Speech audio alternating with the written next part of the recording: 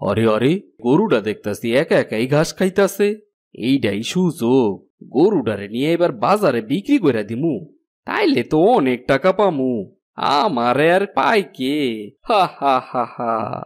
জমিদার বাবু, আমরা সামান্য খাইটা খাওয়া মানুষ, আমগো যা আছে তাই তো অনেক। এগুলি যদি আবার কেউ চুরি করে লইয়া যায়, তখন আমরা কেমনে দিন চালামো কোন তো? আর আমগরো এমন ভাবে চলতে হইব যাতে কেউ আমগরে সন্দেহ না করতে পারে, বুঝছস? সময় মতো গরুগুলি ভালো দামে বিক্রি করতে পারলেই হয়, তারপর আমরা শহরে চলে যামু। আর একটা কথা, তোমার গরু নাকি চুরি হয়ে গেছে। হ, ঠিক কথাই শুনছো।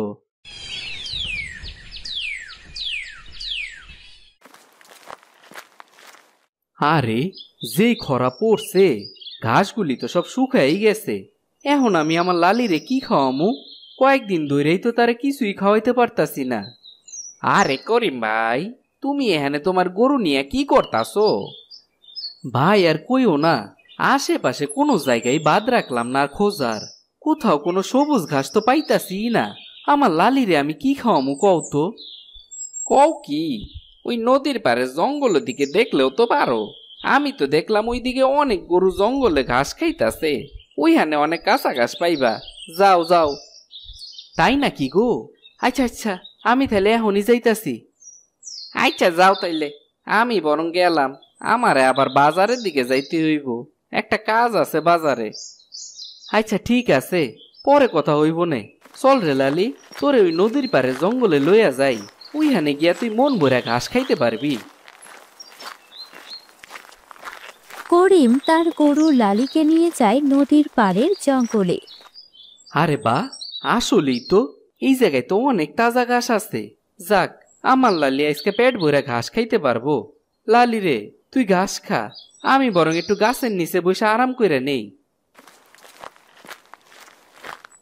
করিম যখন গাছের নিচে ঘুমিয়ে পড়ল, ঠিক তখনই একটা লোক সেই জঙ্গলের মধ্য দিয়ে হেঁটে যাচ্ছিল। আরে আরে, গরুটা দেখতাছি একা একাই ঘাস খাইতাছে। এইটাই সুযোগ, গরুটারে নিয়ে এবার বাজারে বিক্রি করে দিমু, তাইলে তো অনেক টাকা পামু। আমারে আর পাই কে? হা হা হা হা। এরপর সেই লোকটি গরুটাকে নিয়ে চলে গেল। কিছুক্ষণ পর করিমের ঘুম ভাঙল। কি ব্যাপার, আমার লালি কই গেল? কোথাও তো দেখতে পাইতাছি না। ঘাস খাইতে খাইতে আবার কোথাও চলে গেল নাকি? লালি, ও লালি, লালি তুই কই রে? কি হইল ভাই, এমন করে কারে খুঁজতাছো? ভাই, আমার গরুটা এই জায়গায় ঘাস খাইতে আসিল, আমি একটু চোখটা বন্ধ করছিলাম, খুইলা দেখি আর গরুটারে খুঁজা পাইতাছি না। তুমি কি দেখছো আমার গরুটা? তা তুমি কোন গ্রামে থাকো?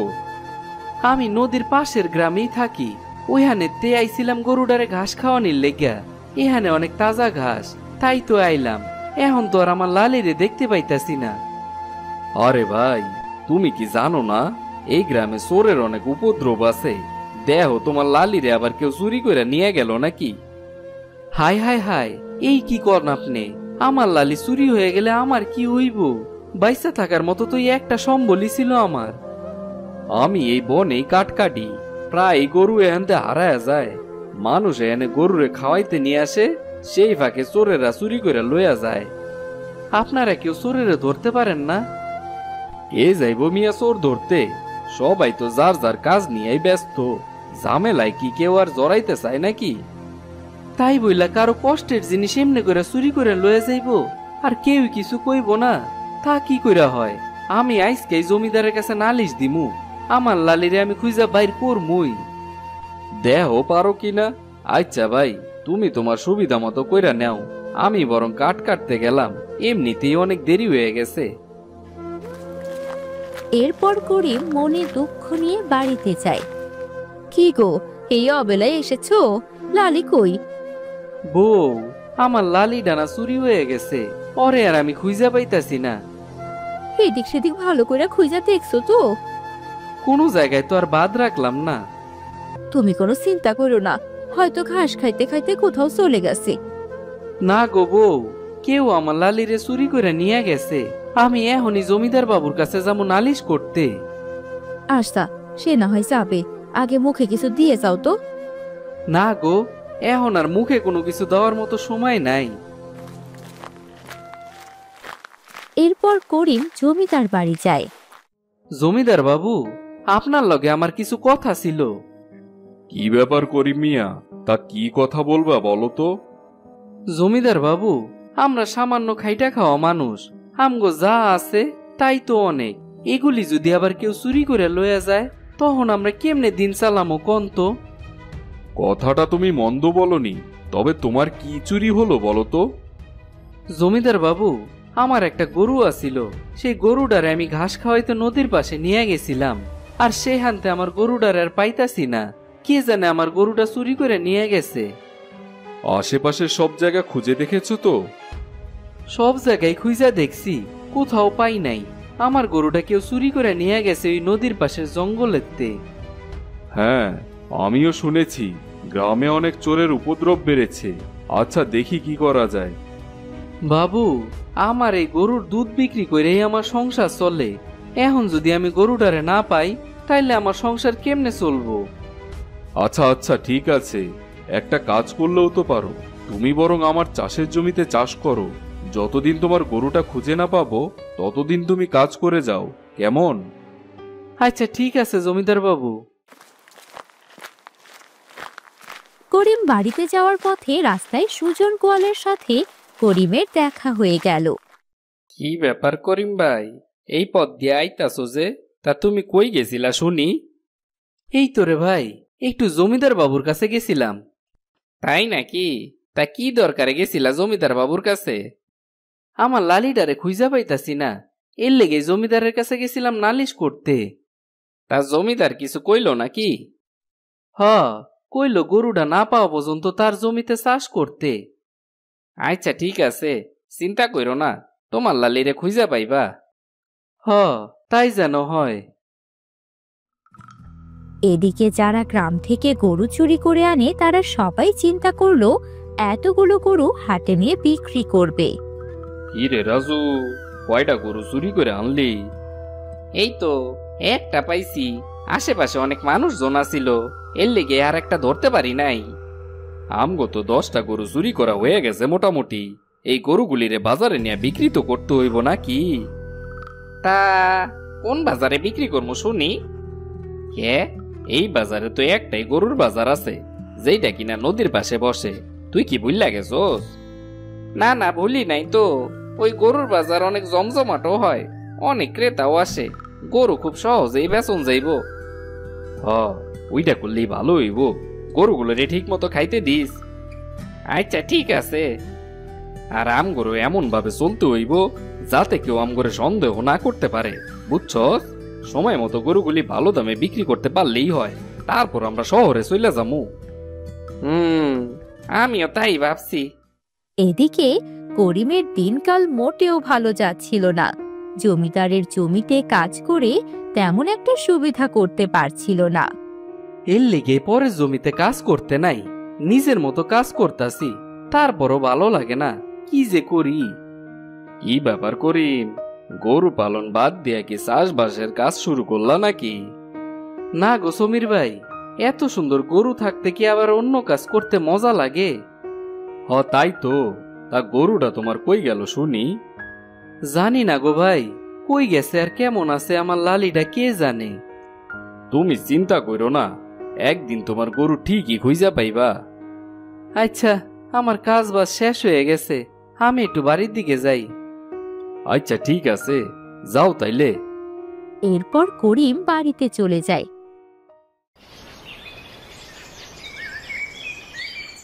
কি গো, জমি থেকে আজ তাড়াতাড়ি ফিরলে যে? কাজ কাম শেষ, তাই তো চলে আসলাম। ও আচ্ছা, তুমি এখানে বসো, আমি তোমার জন্য খাবার আনছি। এই নাও খাবার। না গো বউ, খাবার দাবার আর খাইতে মন চায় না, তুমি খাবারটা রাইখা দাও, পরে আমি খাইয়ানি মনে। এইভাবে না খেয়ে থাকলে তো শরীর খারাপ করব। জমিতে চাষ করবা কেমনে, আর পরে লালিরে খুঁজা বের করবাই বা কেমনে? না, জানি না আমার লালি ঘাস খাইছে কিনা, কোথায় আছে, কেমন আছে কে জানে। তুমি এত চিন্তা করো না তো, আগে কিছু খেয়ে নাও। না গো বউ, আমার লালিরে না পাওয়া পর্যন্ত আমার মুখ দেওয়ার খাবার উঠবো না। এমন সময় রহিম চাষি এলো করিমের সাথে দেখা করতে। করিম ভাই, ও করিম ভাই, করিম ভাই বাড়িতে আছো নাকি? কেডায়? একটু দাঁড়াও, আইতাছি ভাই। আরে রহিম ভাই যে, তা কি মনে করে আইলা ভাই? ভাই, আমার জমির নাঙ্গলের লেগে একটা গরুর দরকার। ভালো গরু তো খুঁজাও পাইতাছি না, আর কিনতেও পারতাছি না। তা আমি কি করতে পারি কত ভাই? তুমি যদি একটু গরু কিনতে সাহায্য করতা, তাইলে আমার অনেক উপকার হইতো। আচ্ছা ঠিক আছে, তা কখন যাইতে হইব? এই তো রাইতে গেলে ভালো হইব। নদীর পাশে গরুর বাজারটা আছে না, ওইটা তো রাইতেই শুরু হয়। আর ওইখানে অনেক ভালো ভালো গরুও পাওয়া যায় কম দামে। কি কও ভাই, এইসব কথা কি সত্যি নাকি? ও করিম ভাই, আমি যা কইতাছি সবই সত্যি কথা। আইজ রাইতে গেলেই বুঝতে পারবা। আচ্ছা ঠিক আছে, জামুনে। আর একটা কথা, তোমার গরু নাকি চুরি হয়ে গেছে। হ, ঠিক কথাই শুনছো। আচ্ছা ভাই, কষ্ট পায়ও না, আমি বরং গেলাম। আচ্ছা ঠিক আছে। এরপর চোরেরা খুব ব্যস্ত হয়ে পড়লো গরুর গায়ের রং বদলানোর জন্য। কোনোভাবেই যেন কেউ বুঝতে না পারে যে এই গরু চুরি করা। যেই ভাবনা সেই কাজ। ভালো কইরা রং লাগাইয়া দিস, যাতে করে কেউ বুঝতে টুঝতে না পারে। জমিদার বাবুরও কিন্তু গরু আছে এখানে, সেইটারও রং কইরা দিস ভালো কইরা। আচ্ছা ঠিক আছে, আপনি যা কইবেন তাই হইব। যা করা তাড়াতাড়ি করতে হইব আমগরে, সময় কিন্তু হাতে বেশি নাই। এরপর চোরেরা গরুর গায়ে রঙের কাজ শেষ করে নেয়। এদিকে জমিদার বাবু একটা গরু কেনার জন্য সেই নদীর পাশের গরুর বাজারে যায়, যেখানে অনেক লোকেরা গরু নিয়ে আসতে শুরু করে। ও ভাই, এই গরুটার দাম কত? এই বেশি না ভাই, 60,000 টাকা। নিতে পারবেন? একটু কমায় টমায় কইলেও তো ভালো হয়, নিয়া যাইতাম গরুটা। একটু কি কমানি যাইব? না না ভাই, গরুর দাম কমানো যাইব না। আপনি যদি নেন 55 রাখ মনে, কি কর নিবেন? আচ্ছা আচ্ছা ঠিক আছে। এভাবে বেচা কিনি হতে থাকে। এক সময় করিম আর রহিম চাষি চলে এলো গরুর বাজারে। সেই সাথে জমিদার বাবু গরু কিনতে গরুর বাজারে চলে এলো। গরু দেখতে দেখতে করিমের চোখ পড়লো একটা গরুর ওপর। আরে ওই গরুটা তো দেখতে আমার গরুর মতোই মনে হইতাছে। দেখতে তো ঠিক অবিকল আমার গরুর মতোই, খালি রংটা একটু আলাদা। কও কি করিম ভাই, ওই গরু আবার তোমার গরুর মতোই দেখতে? এইটা কেমনে কইরা হয়? হ, তাই তো দেখতাছি, ব্যাপারটা তো একটু দেখতে হয়। ও ভাই, এই গরু কোন জায়গাকার? এত সুন্দর গরু তো শুধু জমিদার বাড়িতেই দেখা যায়। না না, আমরা অনেক দূরে এই গরুগুলি নিয়ে আসছি। অনেক যত্ন করে খাবার খাওয়ায় পালি আমরা। আপনার যেটা ভাল লাগে সেটা নিতে পারেন, নিবেন নাকি? আচ্ছা ঠিক আছে। এরপর করিম আলতো হাতে গরুটাকে আদর করছিল, আর লালির কথা মনে পড়ছিল। যখনই গরুর গায়ে হাত বুলাচ্ছিল, ঠিক তখনই হাতে রং লেগে গেল। আরে আরে, এ কি? এই তো দেখতেছি আমার লালির গায়ের রং। জমিদার বাবু, আমি আমার চুরি হওয়া গরু ফিরা পাইছি। তাই নাকি? তা কোথায় পেয়েছো? এই তো আমার লালি, এই হাটেই তো পাইলাম। আমার লালির গায়ের রং বদলায় এরা বিক্রি করতেছে তারে। তাই নাকি? তাহলে তো সবগুলো গরুর গায়ের রং দেখা দরকার। এরপর গরুর গায়ের রং দেখে বুঝতে পারলো এই সব ওই দুই চোরের কারসাজি। তারপর জমিদার ওই চোর দুটোকে শাস্তি দিল, আর করিম তার গরুকে পেয়ে মহা খুশি হলো। এইভাবে নদীর পাশের গরুর বাজার থেকে করিম তার চুরি হওয়া গরুকে বাড়িতে নিয়ে যেতে পারে।